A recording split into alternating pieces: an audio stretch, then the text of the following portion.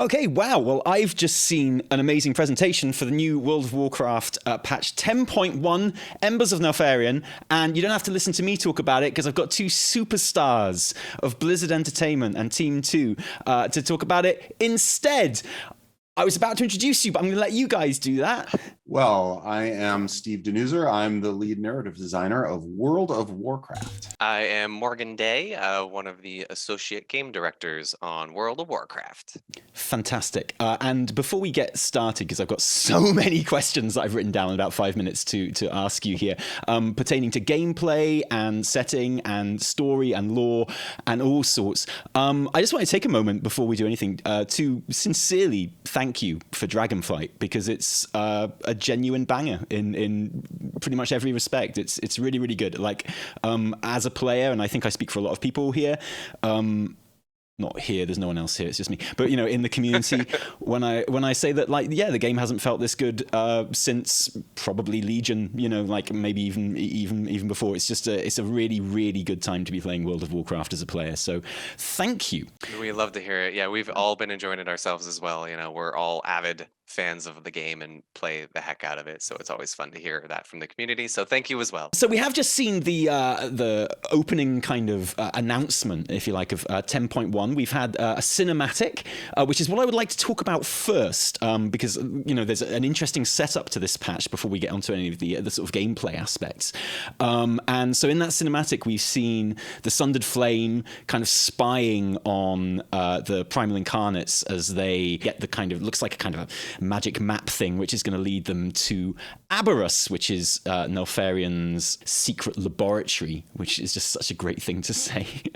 From our point of view, kind of in the community at the moment, we have been spending a lot of our time talking about 10.07 and the story involved in that. Now, obviously, we've got 10.1 to be talking about and all the excitement from there. So just from the point of view of, you know, a story guy, Steve, is it frustrating at all that kind of the story, and there's lots of story in 10.07 and lots of little details and things like that, is it frustrating that some of that is kind of old news in a way now before it's even kind of come out? I wouldn't put it that way. I think the exciting thing is that once folks are able to see how it all kind of connects together, you'll see that 10.07 plays a very important part in setting up what happens in Embers of Neltharion. And that cinematic that you're talking about of what's going on at the Forbidden Reach is very much part and parcel to driving the action. And so I love that cinematic because for a number of reasons, it gets to show the Incarnates in their version of a visage form. Oh, I wasn't going to mention that. Which is pretty cool. And we get some insight into what they're after and why they're after it. They have their own reasons for pursuing the secrets that Neltharion left behind. And it's less about them directly laying claim to it so much as knowing that unleashing these things upon the aspects who are still floundering because they haven't been able to restore their spectral powers.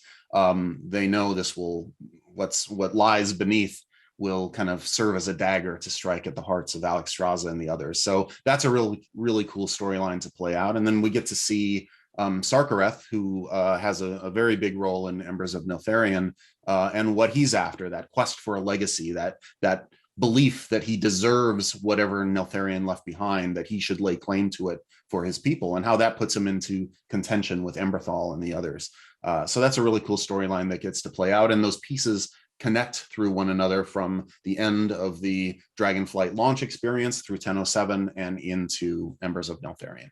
So the entrance to, oh, sorry.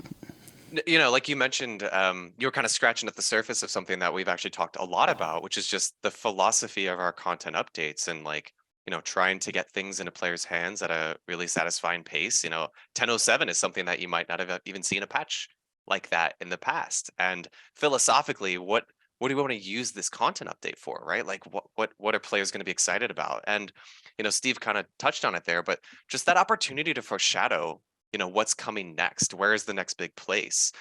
You mentioned Legion a little while ago. Like we had an opportunity to play with that way back in Legion, with Argus in the sky and the Doomsayers that kind of came to be a couple weeks before the patch actually went live. And we looked at that as an opportunity to say, like, okay, how can we continue to really like move the story forward in these really interesting ways that really help sell the world being alive, and kind of drive you into the next content update. And we're still learning, like we're still experimenting with what kind of content will go into each of these patches, and what players are most excited about. So 10.07 is really an opportunity for us to explore it with those topics. Yeah, I think it does it really well as well. So in that cinematic, we do see, as you mentioned, the visage forms of the primal incarnates. Thank you for supplying thumbnails for creators for like months to come with those shots. Absolutely amazing. Obviously, like the dragon aspects, their visage forms are based on kind of mortals. They can all hang out together and like date and stuff. Who are the primal incarnates trying to look like? Because they've got a very unique look in their visage forms. Yeah, well, it was... and thank you for correcting me. It is visage. Oh forms. No! Don't get all like my stream chat now. I don't need this. All right, just like. But we wanted to show that we've talked about how the dragons chose their visage forms specifically to be able to commune with the mortal races more effectively. They wanted to engender trust and kind of cooperation between themselves and these mortal races. And the primal incarnates have no desire for that. They sort of pretty clearly detest this path of following the Titans and their edicts, and as a way to push back against that, while they still find value in taking on a form that allows them to go into places that a giant dragon can't, they didn't want to do it in a way that showed a desire to cooperate or make friends with mortal races. And so their visages are very much rooted in the elements that they have each mastered. So we see Farok in this form that is very serpentine and fiery. We see Viranoth in this icy, very controlling kind of form. And we see Iridikron with that mastery of earth and that magic that is so strong within him. So it was really cool working with the artists to conceptualize what these visages would be, knowing that we didn't want them to feel like a high elf or any other kind of mortal race that the dragons embrace in their forms.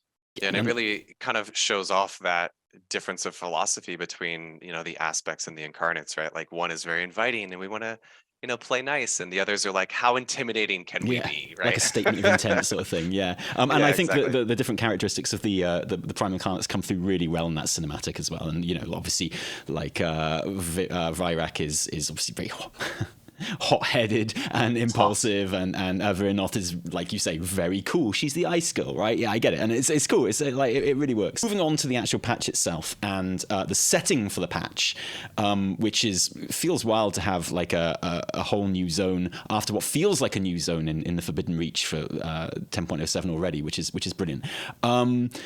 We're looking for Abberus, which is the secret lab, and you've got this kind of, the size of it was compared to Zereth Mortis in the presentation, but of course it's all underground and no sky, in caverns and things like that. Dragonriding obviously going to be a very big part of this patch as well. What were the challenges in creating an underground zone which got the most out of Dragonriding? Was that did you specifically try and make it a different experience, or were you trying to recreate it under that? We definitely had an eye to that in the world building of, even though we were in the space that is underground, we wanted it to feel vast and have a lot of verticality to it so that you could still take advantage of dragon riding. And one of the things that it allows us, being in a space like that, it gives you lots of nice little nooks and crannies for you to land and to kind of survey the surroundings. So it became a really cool way to give a different feel to what we've experienced with dragon riding in the outdoor world, but yet still take advantage of all the cool dynamics. And there's some updates to dragon riding as well that will let you take advantage of those spaces and navigate them a bit more easily. Yeah, and to be clear, yes, like dragon riding, you'll be able to dragon ride day one, right? Like we knew that going into this update, Zarelek Cavern is very vast, and we've heard the feedback from players of how much they enjoy Dragonriding, and wanted to build that space with that in mind. Like Steve mentioned, there's new glyphs, new Dragonriding traits, new races that will be able to be achieved in the cavern.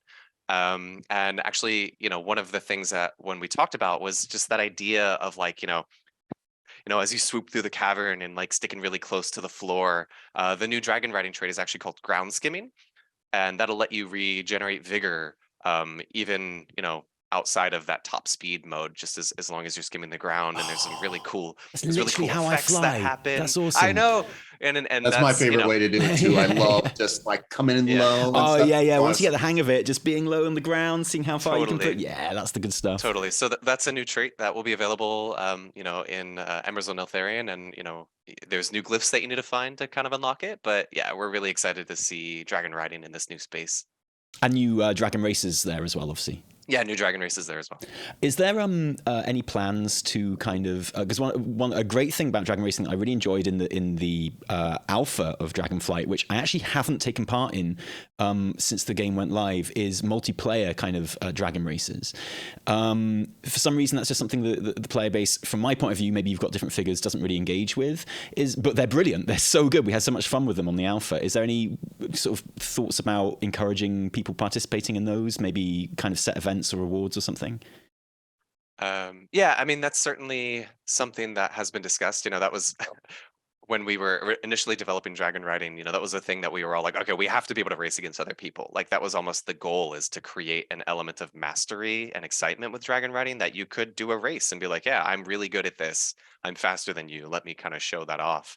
And we decided with the launch of Dragonflight to keep that completely optional, like let people decide if they want to do that. There's always fun community events that pop up. I'm sure you can challenge your community to races if you'd like and pop in there. But, we've continued with that philosophy of wanting for it to feel more optional.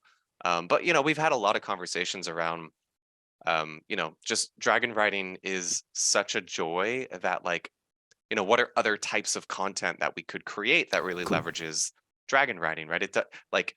There could just be questing that you do that is involving your Dragonriding rather than normal combat, right? Like it's such a fun Raid element bosses. of the game, and there's raid bosses or entire dungeons, right? Like there's a lot of space left to explore with Dragonriding that the team is really excited about. We're going to get back onto the content of the cavern in just a moment, but of course the centerpiece of the cavern is the raid. Abberus, sorry, I haven't learned all the names yet, which is Deathwing Neltharion's laboratory, right? Just from the point of view of the lore community, if we can clarify a couple of things. I know there has been some debate as to the timeline as it's presented of Neltharion kind of, I don't know, maybe first getting the whispers from the old gods and then succumbing very kind of purposely, and as we saw in the Legacy cinematic, and how that connects with Abberus. Can you clarify some of that, Steve? Yeah, so the Legacy cinematic really showed the first moment that he gave into those whispers, but he had been hearing them for a while and kind of keeping them at bay. And Neltharion, being a very tactically minded dragon, had things that he wanted to do in private. He wanted to plan and have a space where he could do that. And that was really the origins of Abberus. If you look at where it's situated on kind of the map of the Dragon Isles, it lies beneath where the Obsidian Citadel is up on the surface, his stronghold from which the Earth Warder defended dragonkind. And then he had this kind of retreat that he could go to think and plan, and that's where he came up with the Drakthir. He did his experiments there within Abberus because that was something he wanted to keep away from the other dragons until they were ready, until the time was right. And the time kind of never ended up being right because of Razageth's sneak attack on the Reach and all the events that followed and the war that broke out as a result of that. So the cool thing with Abberus is that it gets us to be able to tell that story. It's a place that he built while he was still the Earth Warder. Then after he gave in to that whisper for the first time to give him the power to defeat Razageth, he made a kind of a steady progression there. And Abberus shows that sort of progression of him going from the noble defender of Azeroth that Neltharion started out as, making darker and darker turns until eventually he would become the Deathwing that we know about and have seen his effects. So being able to tell that story for the first time is really cool, and you'll get to see that kind of descent into darkness playing out before your eyes and in the spaces of the raid, which is super cool. The art team has once again created a space that visually tells a very immersive story. And that sounds really cool. I wanted to talk to you about the actual setting and the space of it as well. We've just come off the back of Vault of the Incarnates, which was a great raid, like really cool, but is kind of an undergroundy type vault with, you know, cells and kind of denizens of it there. On the face of it, and the very little that we've seen of Abberus, that would seem to be a similar sort of theme. Were you wary as you were going into that raid, designing it and concepting it, the idea of having two kind of undergroundy, cavernous raids in a row? I feel like once you get in there and see it for yourself, you'll kind of immediately understand, like, just the how different those spaces are, right? Like, this is very indicative and evocative of kind of some spaces we've seen in the past, right? Like Blackwing Lair, Blackwing Descent. You know, these are spaces that are evocative, and frankly, like, you know, Abberus was the blueprint for these spaces, right? Like, those spaces were almost an emulation of Abberus, and having that very clear kind of lab or laboratory, you know, theme really gave the team a lot of really incredible material to work with to really make it feel unique and, you know, a type of space we haven't seen in a long time. And you know, there's just tremendous opportunity with the lore to tell the story of what, you know, things like Shadowflame, things like the Drakthir, what are things that Neltharion would have been experimenting with down here, and how do we tell that story visually? And it's really, really incredible to see what the team has put together. I think people are gonna be pretty excited when they get a chance to run around in there. You know, like the PTR is later this week, and as always, raid testing happens not long after that. So, you know, it won't be too long before you get to see it for yourself. That's amazing. So I guess we'll find out in the PTR and the Dungeon Journal, but we've seen 5 bosses of the 9 kind of just presented in the presentation. Is Sarkareth, the Sundered Flame guy, the final boss of that raid? Well, do we want to spoil that? I mean, like, he's right. Once the PTR goes up, you got that Dungeon Journal, and that's true. Gets out the bag. Yeah, yeah, like that journey of Sarkareth, which again starts at, you know, from the intro experience for Drakthir and weaves its way through 1007 and into 10.1. That storyline is front and center because he is so obsessed with claiming that legacy that Neltharion left behind and that power that he feels is his due. It touches on that sort of feeling of being abandoned by a father figure and striving, that person who, like, at all costs is going to lay claim to this. And the other side of that perspective is Emberthal, because she represents a figure who is trying to find her people's place in this world that is so different from the one that they knew of before. And so that contrast between Sarkareth and Emberthal is kind of the keystone of the questing experience for the Embers of Neltharion update and the campaign chapters that you'll play through, and then finding how Sarkareth, you know, despite Emberthal's pleading to find a different way to turn from this darkness that is calling to him, Sarkareth does plunge into that. And so seeing him walk that path, seeing that progression from whatever he thought Neltharion was to the darkness that Neltharion ended up embracing, and again, that plays out all around in the settings that you will encounter as you make that journey with him. It really is like a Heart of Darkness style, going from what seems like the noble origins of the Earth Warder into the setting the stage for him becoming Deathwing. So yeah, Sarkareth kind of plays that out before our eyes, which is a really cool thing to see within the raid. So we're not fighting. You do punch Sarkareth. You It do is. punch It is Sarkarath, just to Sarkarath, be yeah. clear. Okay, we're Well, not you fighting do any of punch- the primal you do punch incarnates Sarkarath, is what I'm in saying. the Yeah, raid yeah, at all. Yes, punch him. Yeah. Punch him hard. So they are the primal incarnates are very much kind of like an enemy that's being saved for, later on. We will further get down the line.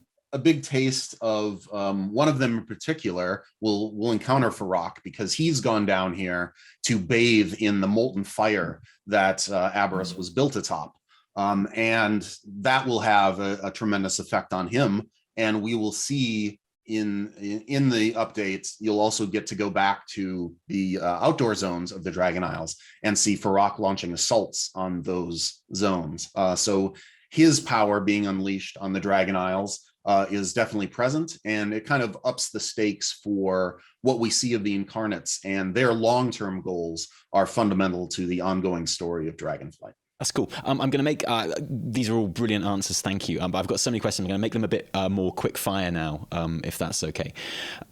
So yeah. Don't answer, Morgan. You just yeah. Point lore things at Steve. That's why. You mentioned story there, and campaign quests and what have you. We have a new renown track in 10.1, which is the mole people. Niffen. Yes, thank you. They're Niffen awesome. of Loam. Will campaign quests and story quests be connected to that renown track like they were the renown trees in the first patch? It's more about the rewards. There is an ongoing campaign that unfolds, but it's not quite the same relationship as you saw in Dragonflight. Oh, might it be time gated like in Shadowlands and unlocking on various weeks then?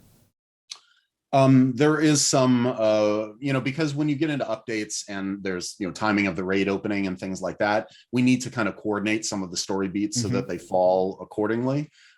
So I would say there's a number of kind of clusters of content. It's not drawn out over as long a period as we've done in the past, but there is, we want the story beats to fall in a certain way that makes sense for. I didn't mean to say that in an accusatory way. I don't think time gating's a dirty word in that sense. I think it works really well for kind of letting story out like that. And will there be extra kind of progression on the existing renown paths, like the Tuskar and the Tuskar, basically?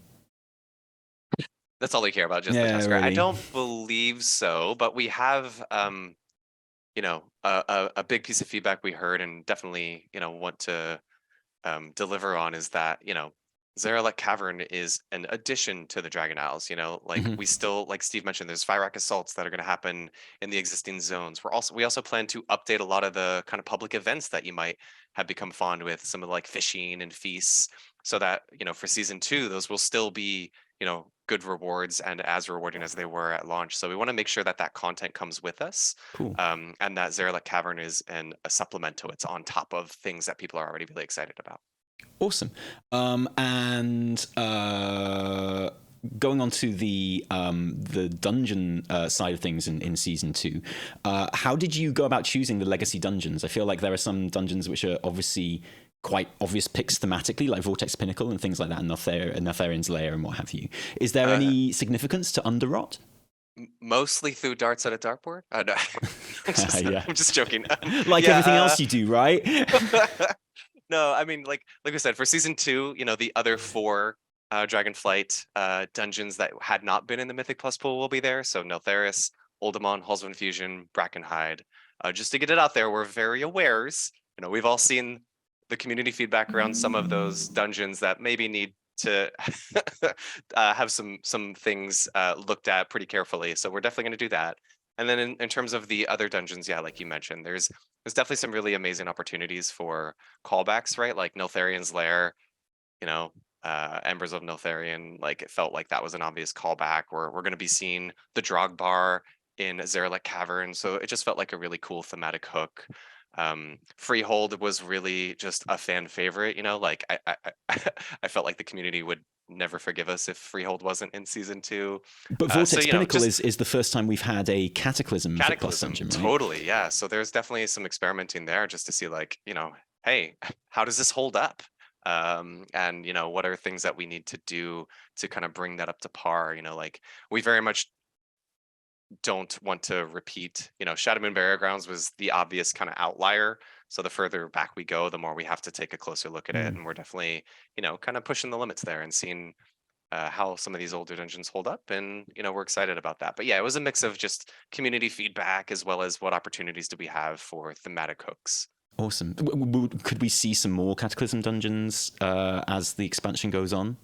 Yeah, I mean, we're totally open to it. We'll see how Vortex Pinnacle goes, right? Yeah. Like we always looking to learn. We know there's some really, fan favorites in Cataclysm as well as, like you said, if you go further back. But we'll see how Vortex Pinnacle goes and kind of move forward from there. And I know I've got to let you go, and I don't want to keep you because you're on a busy schedule right now. Another couple of things that were mentioned really quickly were cross-faction guilds. Is that something you're expecting to be ready by 10.1? That's the goal. Wow. I believe it'll be available later in the week when the PTR comes up.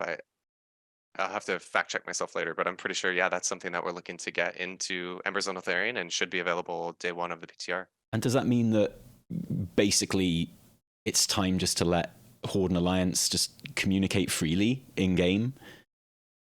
Is it going to be just more hassle than it's worth not allowing that at this point? As in, talking. I'm looking at you, Steve. I know you can't tell. Oh well, gee, why are you staring at me about communication? We've wanted to maintain a fictional divide between the Alliance and Horde, even as the individual heroes of Azeroth are cooperating together. What further systemic changes that might ensue? We're starting. The next thing up is cross-faction guilds, and we'll see from there what we want to do in terms of unifying things. Awesome. I've got to let you go, so thank you very much. Just to double check, the Dragonflight Codex, is that still due out in August, or is that something that? Boy, I'd have to double check on what the release date is. I don't keep the books dates in my mind, but I know it's. But that's the only thing you care about, Steve. That's. It's the only thing I need to keep track of. I don't know why I'm so bad at keeping track of book release. No, guys, thank you so much. 10.1 looks incredibly exciting. I wish I could talk to you for hours about this because I've got so many questions. But thank you for your fantastic answers. Steve and Morgan, thank you, everyone. Thank you. Thanks. It's always a pleasure talking. Yep. Till next time.